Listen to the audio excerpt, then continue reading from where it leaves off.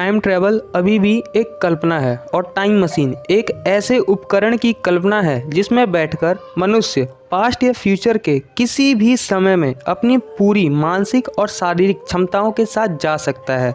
ज़्यादातर वैज्ञानिकों का मानना है कि यह कल्पना ही रहेगी और कभी हकीकत नहीं बन सकती, क्योंकि इसमें कोई सेंस नहीं है कि कोई कैसे पास्ट या फ्यूचर में जाकर वहाँ के सच को जानकर उसे चेंज कर दे। फॉर एग्जाम्पल, कोई फ्यूचर में से आकर आपसे कहे कि मैं तुम्हारा पोता हूँ, या पास्ट में से आकर कहे मैं तुम्हारे परदादे का परदादा हूँ, और प्रेजेंट में कुछ छेड़खानी करने की कोशिश करे, तो ये पॉसिबल नहीं है। मान लीजिए आपका पोता फ्यूचर से आकर अगर आपकी शादी रुकवा दे, तो फिर उसका अस्तित्व कहाँ से आया?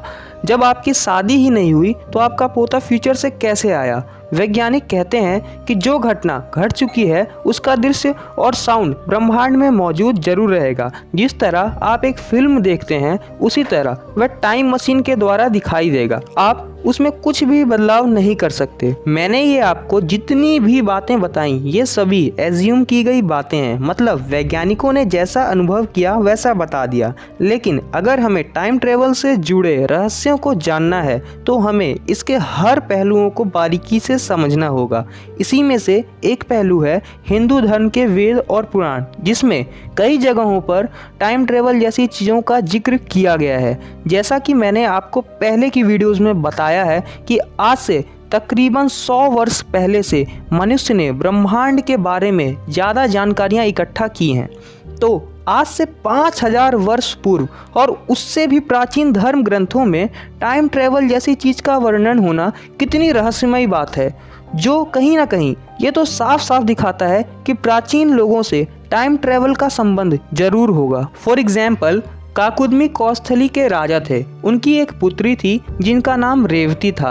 राजा रेवती के विवाह को लेकर बहुत चिंतित थे, क्योंकि उन्हें उनकी पुत्री के लिए कोई अच्छा वर नहीं मिल रहा था। इसी परेशानी को लेकर काकुदमी अपनी पुत्री के साथ ब्रह्मलोक ब्रह्मा जी के पास जाते हैं। जब वो वहाँ पहुँचते हैं तो हाहा और हुहू नाम के दो गंधर्व गाना गा रहे होते हैं। जब तक उनका गाना प्रस्तुत ना हो जाए यह सोचकर दोनों पिता पुत्री बैठ जाते हैं और कुछ ही देर में गाना संपन्न हो जाता है। फिर राजा अपनी परेशानी को ब्रह्मा जी को बताते हैं। उनकी बात सुनकर ब्रह्मा जी हंसने लगते हैं और बोलते हैं कि जो ये गाना तुम्हें अल्पकालिक लगा, यानी बहुत कम समय का लगा, दरअसल इस गाने के दौरान पृथ्वी लोक पर कई युग बीत चुके हैं। लेकिन तुम चिंता मत करो, अभी स्वयं भगवान विष्णु ने धरती लोक पर अवतार लिया है।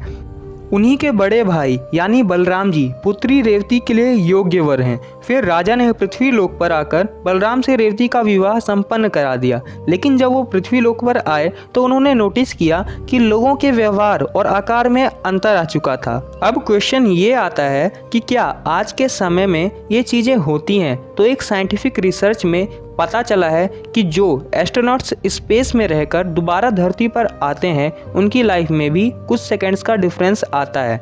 आइंस्टीन की थ्योरी ऑफ रिलेटिविटी यानी सापेक्षता का सिद्धांत कहता है कि दुनिया में कुछ भी प्रकाश की तय गति से तेज नहीं चल सकता। अगर कुछ भी बहुत तेज या प्रकाश जितनी तेज गति से चलता है तो उसकी रिलेटिव गति को स्थिर रखने के लिए उसकी लंबाई और समय में चेंजेस आते हैं। इसे टाइम डायलेशन और लेंथ कॉन्ट्रडिक्शन भी कहते हैं। टाइम डायलेशन मतलब समय का धीरे चलना। जो भी वस्तु इतनी तेज चलेगी उसका समय धीरे बीतेगा। इट मीन्स अगर आप प्रकाश की गति से दूसरे प्लेनेट पर चले जाएं और वापस आ जाएं तो आप धरती पर अपना भविष्य देखेंगे। और लेंथ कॉन्ट्रडिक्शन ये दिखाता है कि समय सबके लिए अलग अलग चलता है, बिल्कुल वैसे ही जैसे राजा काकुदमी और रेवती के लिए चला था।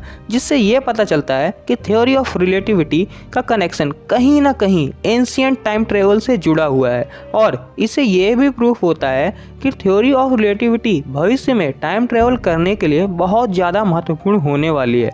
वैसे जैसे ही मुझे इस टॉपिक से रिलेटेड और इन्फॉर्मेशन मिलेगी मैं आपको आगे आने वाली वीडियोस में बता दूंगा। Now question for my audience, आपको ये वीडियो कैसी लगी कमेंट बॉक्स में जरूर बताना, और वीडियो को लाइक करके चैनल को सब्सक्राइब कर लेना, क्योंकि मैं ऐसी ही इंटरेस्टिंग नॉलेजफुल वीडियोस लाता हूँ।